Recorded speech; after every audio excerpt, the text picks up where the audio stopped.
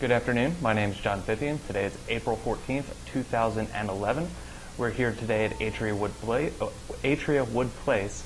I'm here with Barry Del Franco, who's here to tell you a little bit about his time of service for our country, as well as a little bit about our life. Barry, can you start by telling us your full name, date of birth, and where you were born? Charles Barry Del Franco, but I'm known as Barry. March 3rd, 43, my birth. What was the third? Is there another question? Where were you born? Philadelphia. Did you spend most of your childhood into early adulthood in Philadelphia? No, first 5 years of my life was spent in Philadelphia, and then we moved to California. And there was a split between my mother and father. My mother went to California and took me with her. And my father stayed in Philadelphia. And I commuted back and forth for all my years until college. Where did you go to college? UCLA. What did you study there? I have a degree in anthro and psychology. Quite a nice little degree. Had to work hard for it out in California, didn't you? I loved it. I'd still be in there if they kept me. So I understand that you spent a little time in our armed services. How did you get involved with that? Drafted. When was that? I got drafted in '69.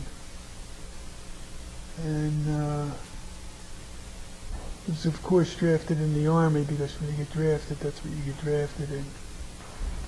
But I went and tested. The only officers they were electing at that time were navigators and pilots. They didn't need anybody else. So I took the flight exam and passed that. And then I was brought in to officer training school.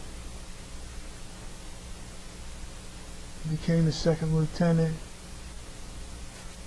Went to flight school, and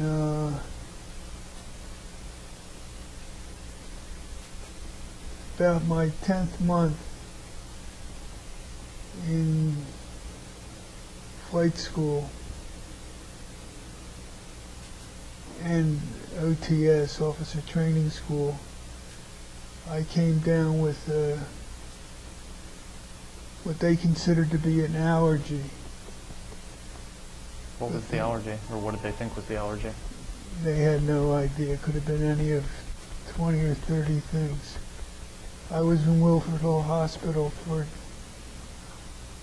10 days being tested, and now they're thinking that Agent Orange may have something to do with this condition I have. So you developed this condition after time overseas, or while you were still in the United States? I developed this when I was in the United States,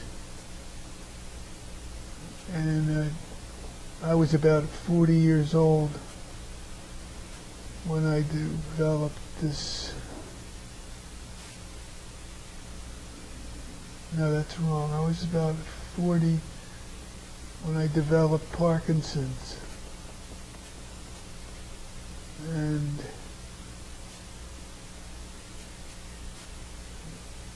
of course, at that time, they had no idea where Parkinson's came from.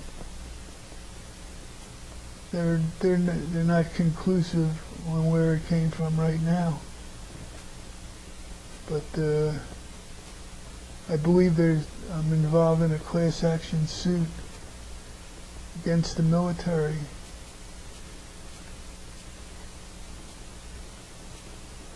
So when you were drafted into the Army, did you do your basic training with them, or did you test out of it before basic? No, I did my basic training with the Air Force. Became a second lieutenant.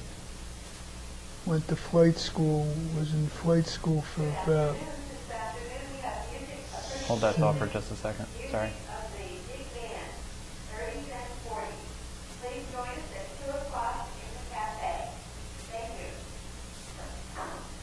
So you were saying you went to officer training school?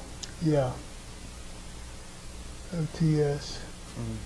What kind of things did you study there? Did you learn how to be a pilot? Did you have to learn avionics? Yeah. These aren't things that fit in with your college degree, are they? No.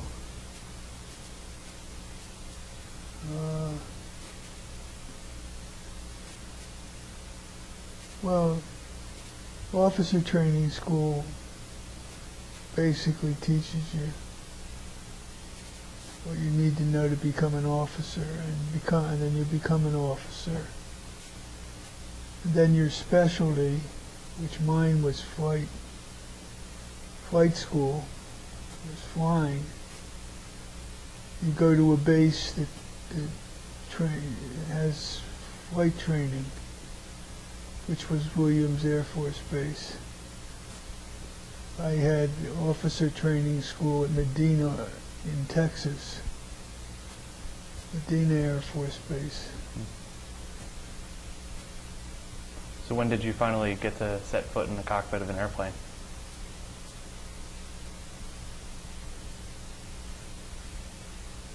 About 5 months after I was in. So you were drafted in '69, so sometime in 1969? Sometime in 69 or 70. What kind of planes did you get to operate? I was just in an F-101, which was a trainer, and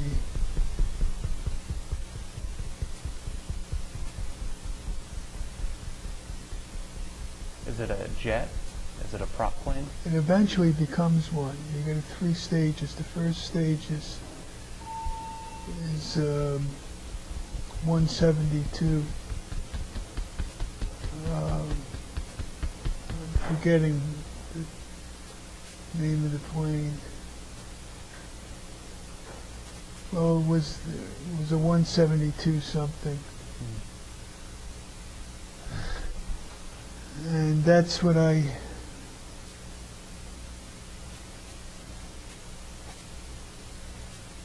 that's what I first flew. Cessna 172. That's what I flew first, soloed in. What was that like, your first time flying solo? Yeah, it's a real trip. They throw the door open, they jump out and say, take off. Yeah. Don't forget to bring it back. Right. Quite nerve-wracking, I'd imagine. You betcha.